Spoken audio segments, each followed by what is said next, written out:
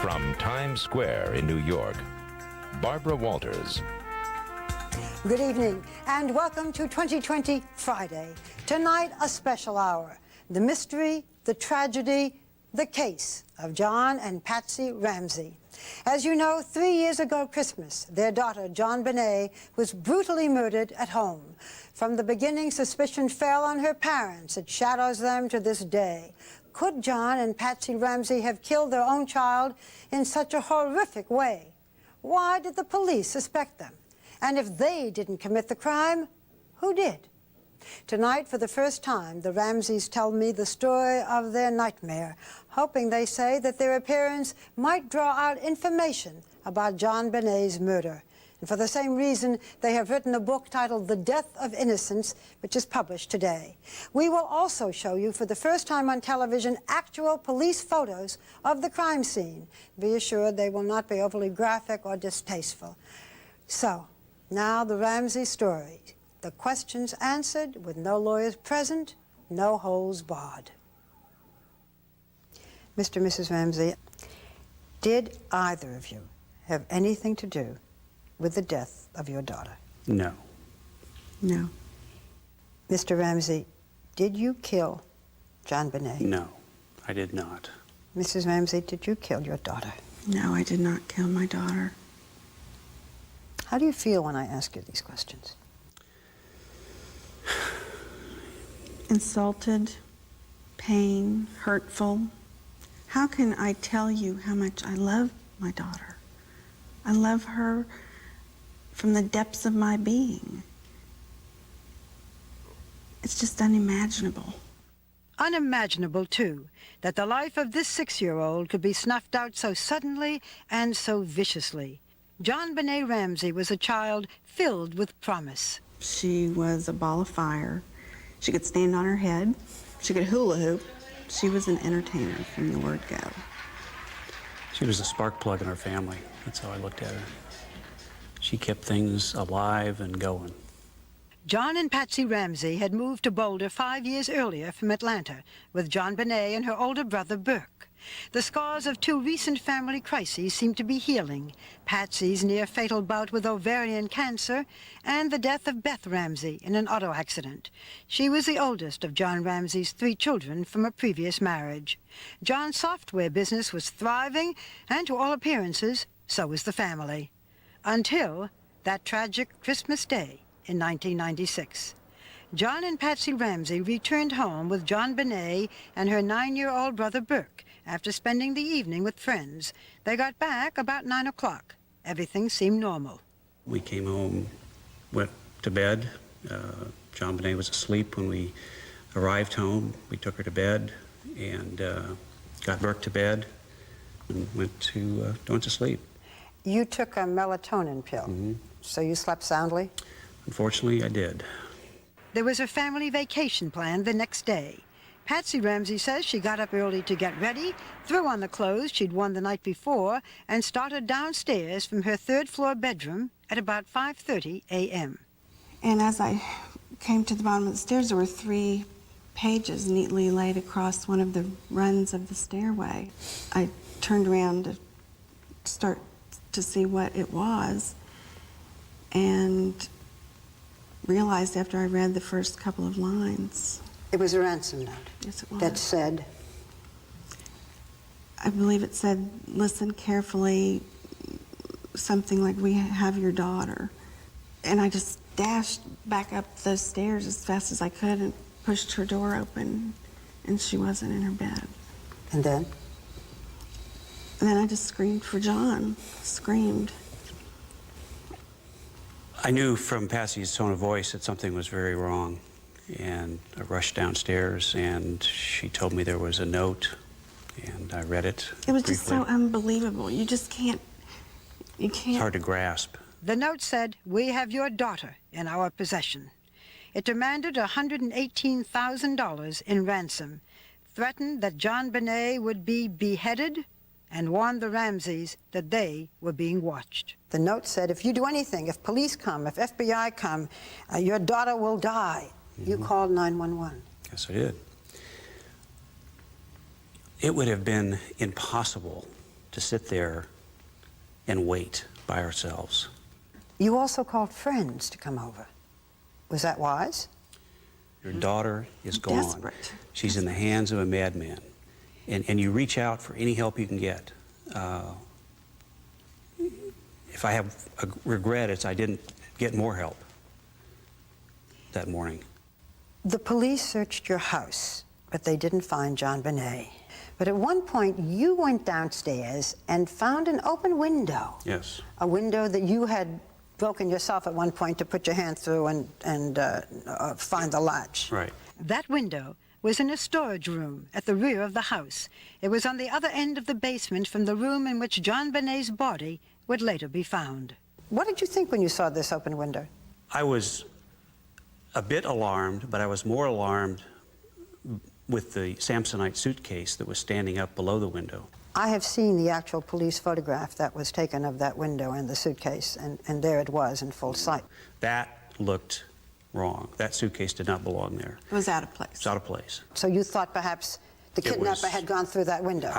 That was my first impression, yes. 7 hours after the police first arrived, it was now around 1 p.m., the police asked you and a friend to search the whole house again. At that point, you opened the door to the small room. Tell me about it. I knew instantly what I'd found. I'd found my daughter. And What did you see? I saw her lying on the floor with a white blanket. She was lying on a white blanket. Her hands were tied above her head. She had tape over her mouth. Her eyes were closed. I immediately knelt down over her, felt her cheek, took the tape off immediately off her mouth. I tried to untie the cord that was around her arms. I couldn't get the knot untied. Thought she was dead. Did you scream? I screamed. I picked her up, and I ran upstairs, and it was like a dream when you scream, but you can't say anything. All you can do is scream. That's what I did. Yes. I took her upstairs and laid her on the floor and still had a hope that she was alive. I remember walking in and seeing her lying there in front of the Christmas tree. And I looked at John and he said, "She's dead." And nothing felt real. I felt like it was, my life was in slow motion and this was not really happening. I knelt down over her and just laid my body on her body and my cheek against her cheek, and it was cold. And I just kept saying, "No, no, ask God. Ask God to raise her." John Bonet's body was stiff. She had apparently been dead for hours. An intricate noose apparatus called a garrote was tightly pulled around her neck, cutting into the flesh. She had been strangled to death. An autopsy would later reveal that John Bonet had also suffered a skull fracture, the result of a blow to the head, and had been sexually molested. What had begun as a kidnapping case for the police was now a brutal homicide. The police stayed with you all that day and the following day. You felt that you were under their protection because you didn't know where this killer might have been. But it turns out that they were really scrutinizing the two of you, that you were already suspects. Did you have any idea then that you were suspects? No, not at all. It was reported also, Mr. Ramsey, that shortly after you found your daughter's body, that you called the pilot of your plane to arrange a flight to Atlanta. Is that true? I did. We had been asked to leave the house. Within minutes of that happening, the police took the house over. We had nowhere to go. Atlanta was our home. We lived in Atlanta for 25 years. That's where our family was. We wanted to go home. During the day that your child was found, and in the days following, Mr. Ramsey, There were reports from the police that you didn't seem distraught. You weren't sobbing. You seemed stoic. It was said you two rarely talked to each other. To them, this made it look as if you were guilty. I've heard that, and I find that unbelievable.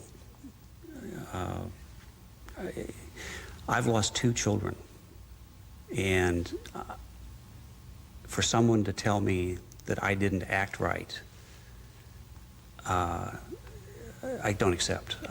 There is the impression that from day one, the two of you refused to cooperate with the police. No, that is a media myth. We met with the police on the 26th.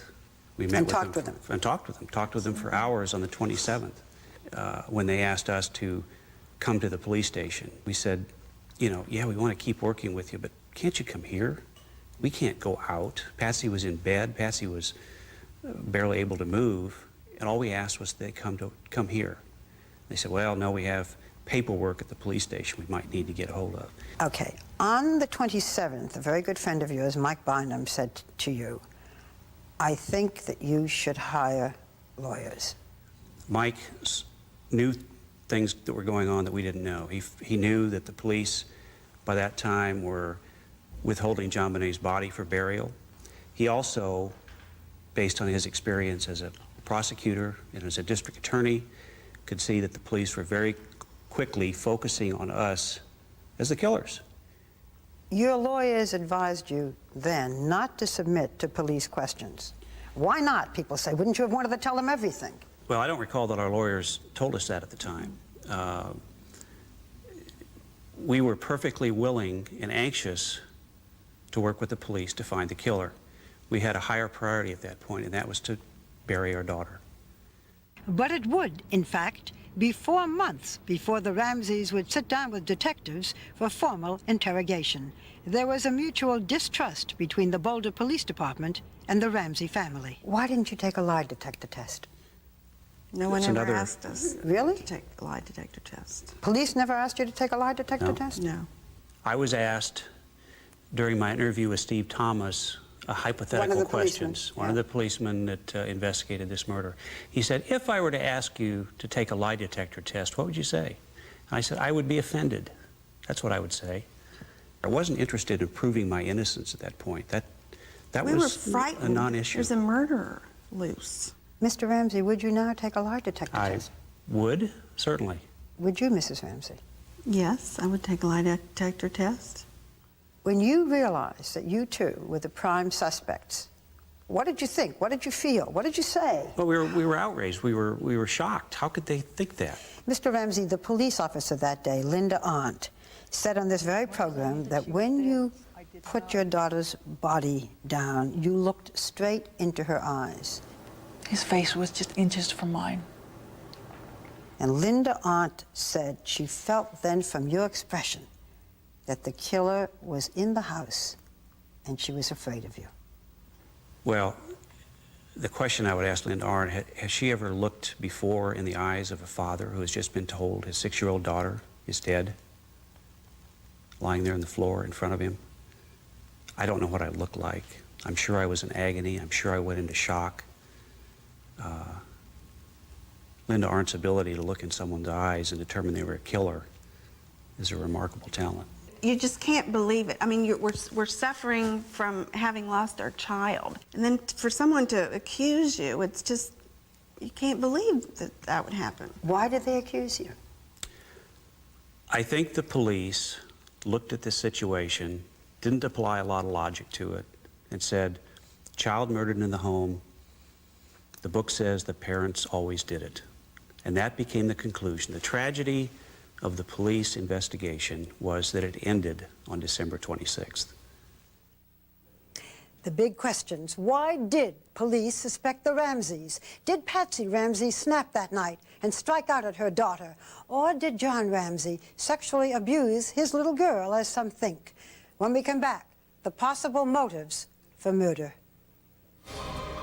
Did either of you for a moment suspect each other?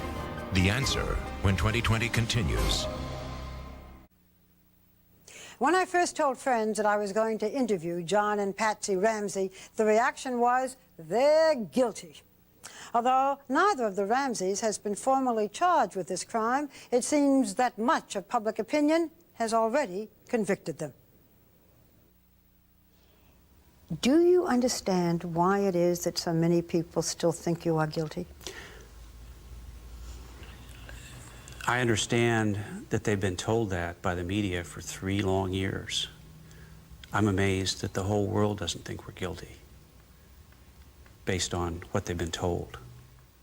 Let me go through some of the major reasons why people feel you are guilty. The beauty pageants. If we had only seen pictures of John Bonet in little jeans and a T-shirt, there might not have been the same feeling. But what we saw in still photographs and in videos was a child dressed like an adult, very suggestive in many of these pictures, lipstick, mascara, moving around on the stage on these beauty pageants. To many people, this looks perverted. Therefore, there's got to be something wrong here. There is something wrong here if someone thinks that looks perverted. Jean Bonet was an entertainer. She would entertain at the drop of a hat. Little girls dress up and play dress up. You yourself had entered beauty contests. Yes. I'm a junior at West Virginia University. So this was, what, fun for you both to have her do this? It was the most wonderful time of my life. It's not unlike a father who enjoyed playing baseball as a child. He wants to impart that same love of the game with his son or daughter. There's just absolutely nothing wrong with it. They called John Bonet a 6-year-old Lolita, a punt-sized sex kitten.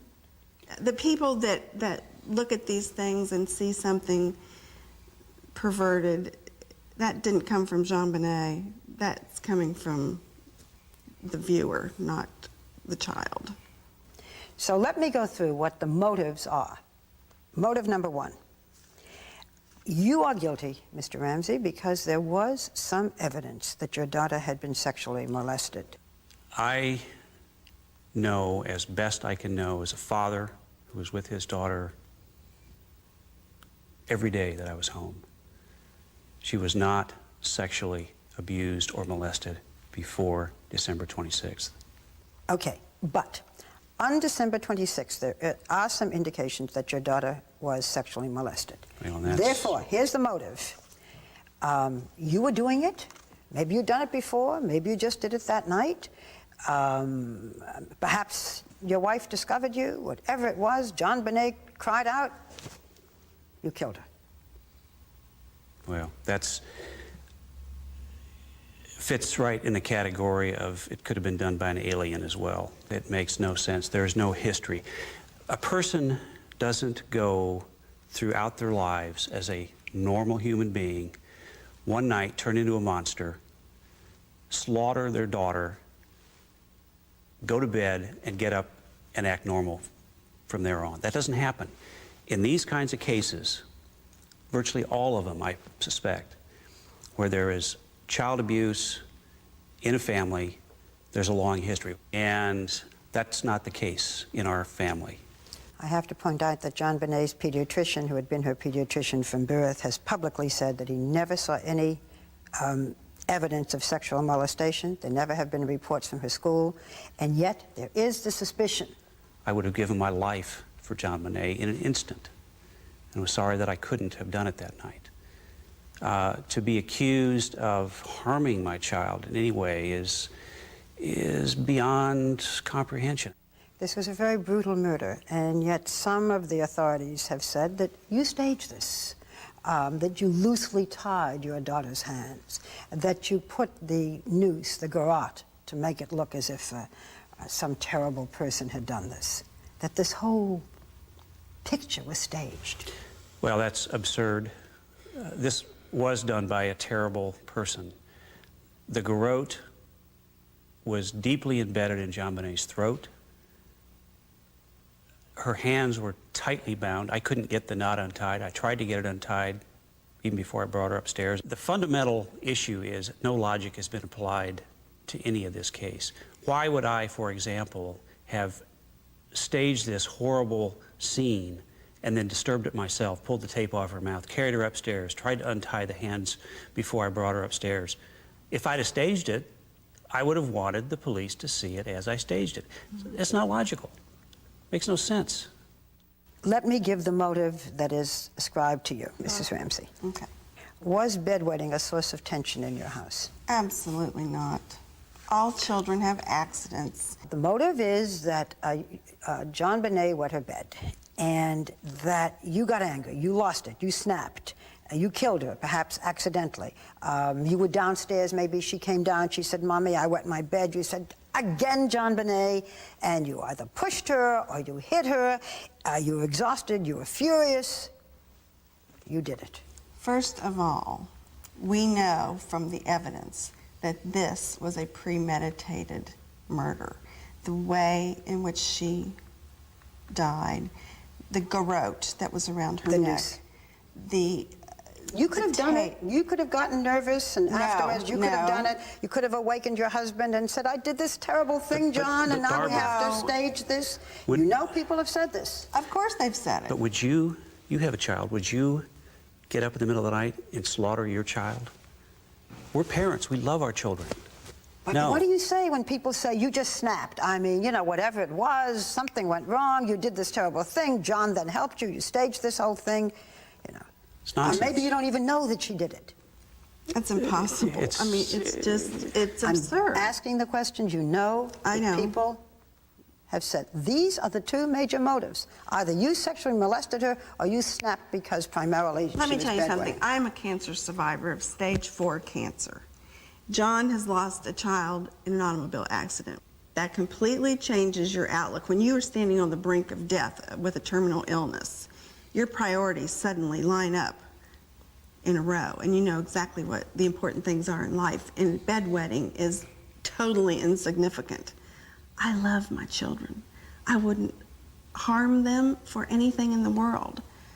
Now, I don't know how you answer someone that continually accuses you of some absurd notion. Did either of you for a moment suspect each other? No. Not for a Absolutely not for a minute. microsecond. Tom Haney, who was the homicide detective from Denver, asked me that very question in my 3-day interrogation. After 3 days of listening to him hammer me, I said, "Don't even go there." If I thought for one moment that Jean Benet Ramsey was murdered by her father, we wouldn't be having this interview right now. 3 other family suspects were cleared by the police investigation. 9-year-old Brooke Ramsey did not have the strength police believe the murder required or the ability to write the ransom note. John Ramsey's older son and daughter were not in Colorado that night.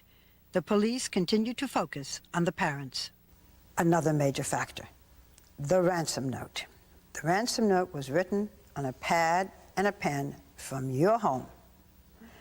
And the question is, if the intruder was planning to write a note, why wouldn't he or she have brought their own pad and paper? They knew that the less they brought in the house, the better. But they planned to write a note Apparently. before or after the crime? I think the note was written before the crime was committed. What has thrown great suspicion on you, Mrs. Ramsey, as you know, is that some handwriting experts have said that there's a similarity between the writing on this note and your handwriting. This has been inconclusive, but the similarity of the handwriting is the strongest piece of evidence implicating you. Well, if that's the strongest, then there's not much of a case, because we have had handwriting experts to look at my handwriting as well. And on a scale, I believe, of 1 to 5, with 5 being a totally incomplete match, I was rated at a 4.5. So there's very little. In fact, law enforcement sources in Boulder, Colorado, told me that media reports of similarities between Mrs. Ramsey's handwriting and the ransom note are, quote, grossly exaggerated.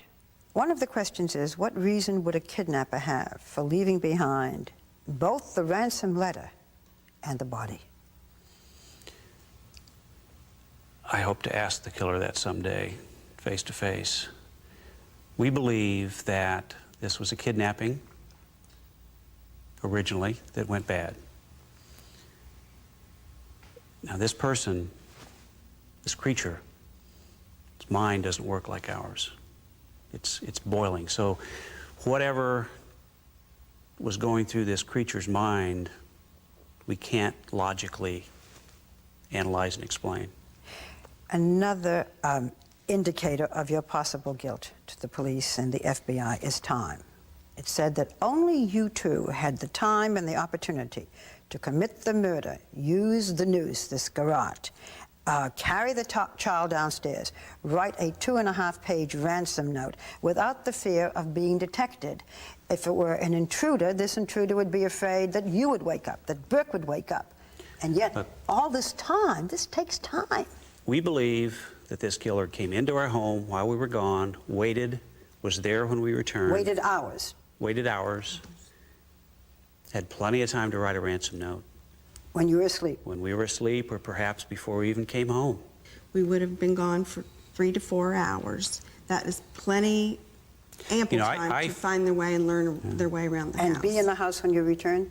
Yes. Does it sound possible that a killer would sit for hours and hours in your house? That house was so rambling. There were so many hiding places. Really? He could be hidden for a week and we wouldn't find him. The intruder theory is the major point of debate in the Ramsey case.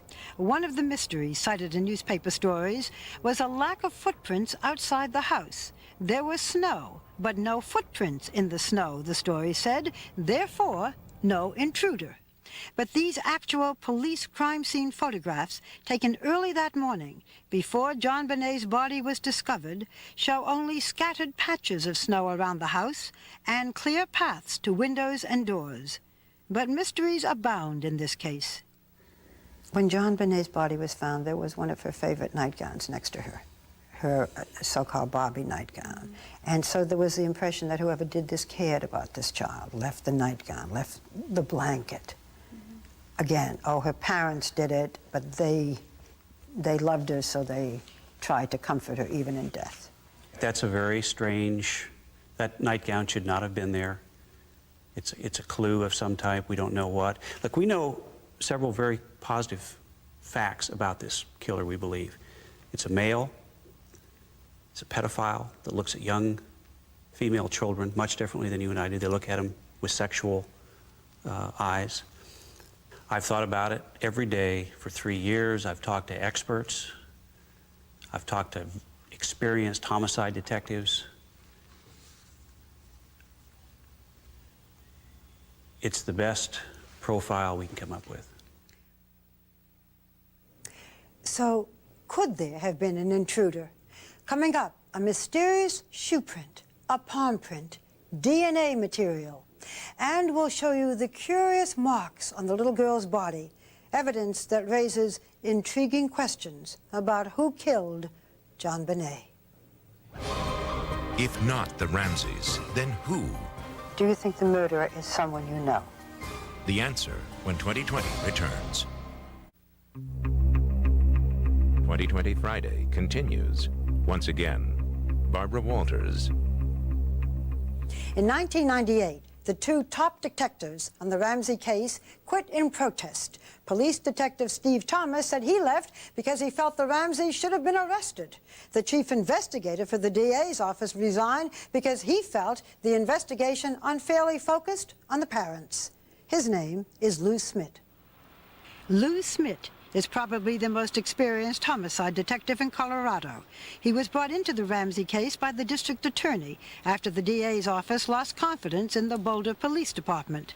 Smith developed his own theory of the case that widened the gap with the police department. He became convinced that a stun gun, like this one, was used on John Benet. A stun gun delivers an electric shock that incapacitates the victim. Smith noticed marks, reproduced in the sketch, on the autopsy photographs of John Benet's body. The autopsy report referred to them simply as abrasions, but they reminded Smith of a previous stun gun case. There were 2 sets of marks on John Benet's body, and when Smith calibrated their measurements, he felt they matched up with this popular stun gun model, the air taser.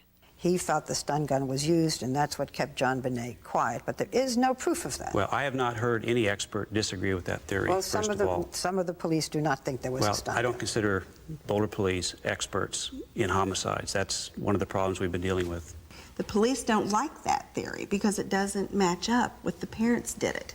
If the parents wanted to bring their child to a basement quietly, they wouldn't have to use a stun gun. They could just say, come on, we're going to go to the basement for a surprise or something. You know, that doesn't fit their theory that John or I were involved. Why wasn't the body exhumed? Don't know why the police didn't consider that. We were asked when this theory first surfaced about a stun gun that if the body were exhumed, it could be proved conclusively, but it had to be done fairly quickly. This was within months of when we just buried John Bonet. And I, as her father, could not bring myself to do that. I had laid my child to rest. She was at peace. And that was a decision that I couldn't make. Even though it might have cleared you? That was not the priority. The priority was my child was at rest. Let me talk about some of the evidence that some people may not know about. DNA was found under John Bonet's fingernails and also on her panties. This DNA does not match yours, your son's, any member of your family, or indeed anyone whom the police have questioned. That's correct. And there was a palm print on the door of that room in which John Bonet was found.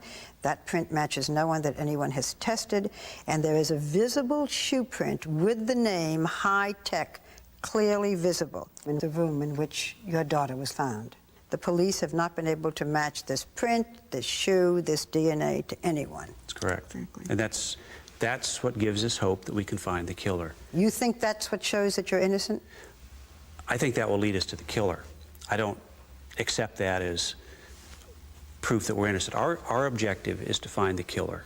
That's the only way we will prove our innocence, sadly. Do you think the murderer is someone you know? I don't know that I knew this person or not. I hope I don't. I can't believe that we have ever knowingly met anyone that can be this vicious. But someone killed our daughter. So we have to start looking. We start at the inner circle and keep moving out.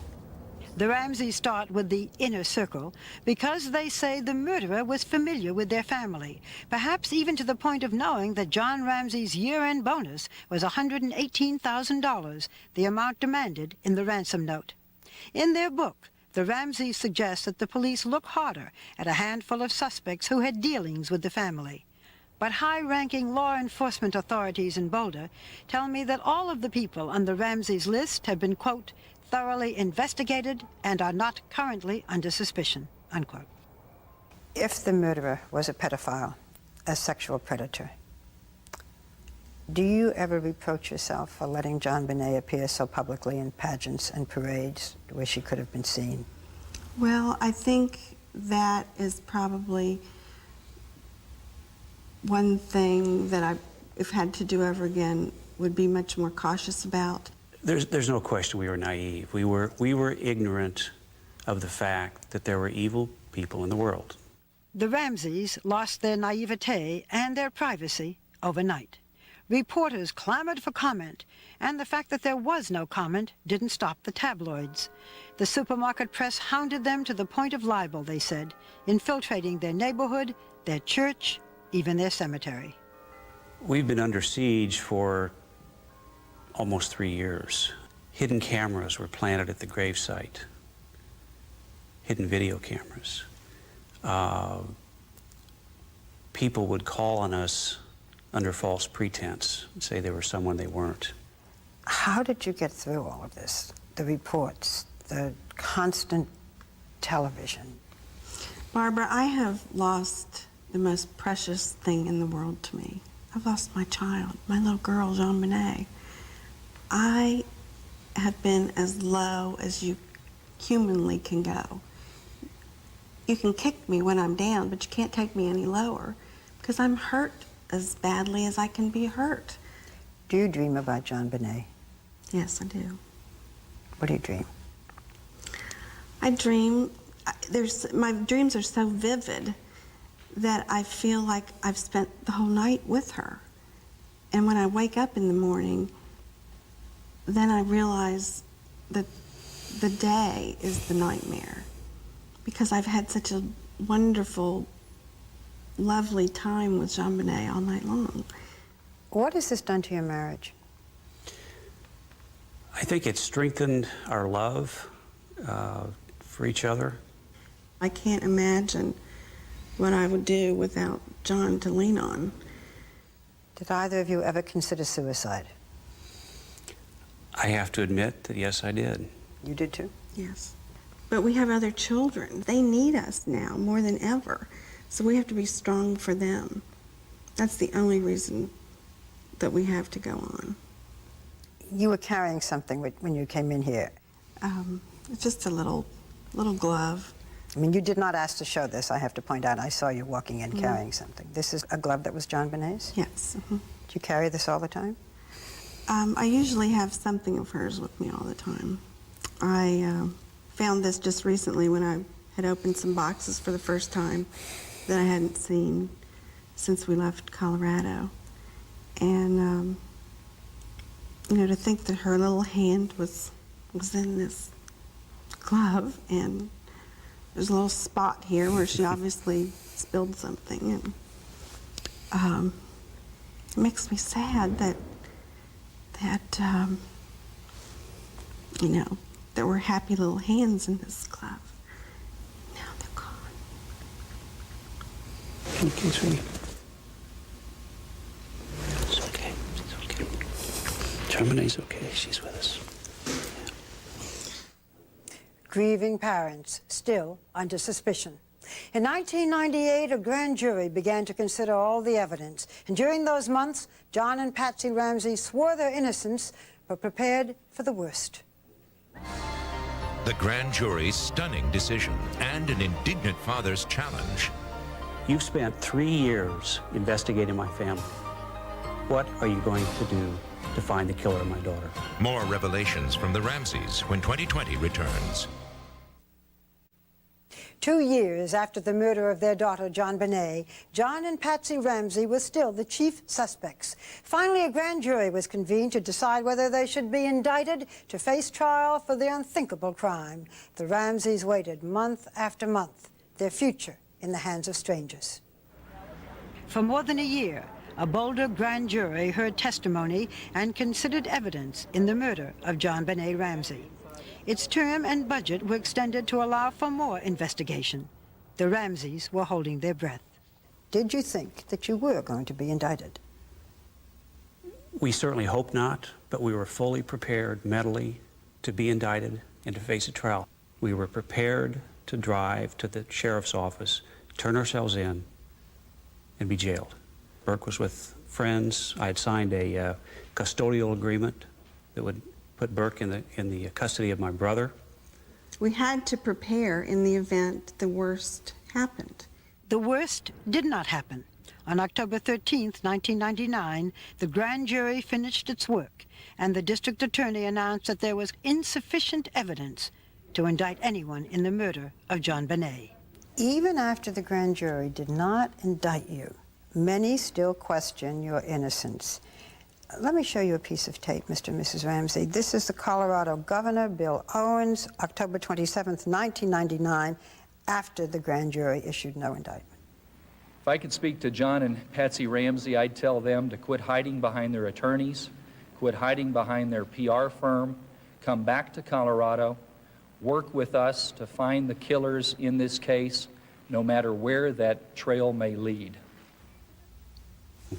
What do you say to the governor? Governor Owens did what, to us, what should happen to no one in a civilized society. As the chief of his state, he held up his finger, tested the political winds, discarded 13 months of grand jury work, and for political gain said, oh, don't worry, we're going to get him. I would say to Governor Owens, I asked to meet with you before the grand jury was over. I asked to meet with you after the grand jury was over. You've spent 3 years investigating my family. What are you going to do to find the killer of my daughter? The Boulder police would like this to go away. They would like to just close the books on it, pretend that none of it ever happened. But we are not going away. We are going to be their worst nightmare. Patsy and John Ramsey are hanging in there. Until the day we die, we'll be looking for the person that murdered our daughter. Mr. and Mrs. Ramsey, again and again in your book, you talk about your faith in God. If it weren't for our faith, there would be no hope of ever seeing JonBenet again. But we know that we will see her again in heaven.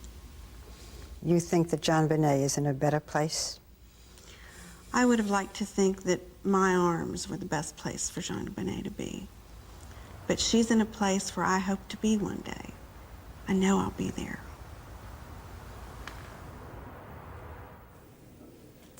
As wide-ranging as this interview was, we obviously weren't able to cover every aspect of the case. The Ramseys go into greater detail in their book, The Death of Innocence. If you have further questions, you may find answers on our website at abcnews.com, or you can actually question the Ramseys yourself, because they will be available online this coming Monday at 10 p.m. Eastern Time, again at abcnews.com. As to the status of the case, Boulder Police and the District Attorney's Office tell me the investigation continues, but primarily part-time. And they say the Ramseys are still, and I quote, under the umbrella of suspicion. In the meantime, John and Patsy Ramsey continue to fund their own investigation. They say they won't consider the case closed until the killer is found. We'll be right back.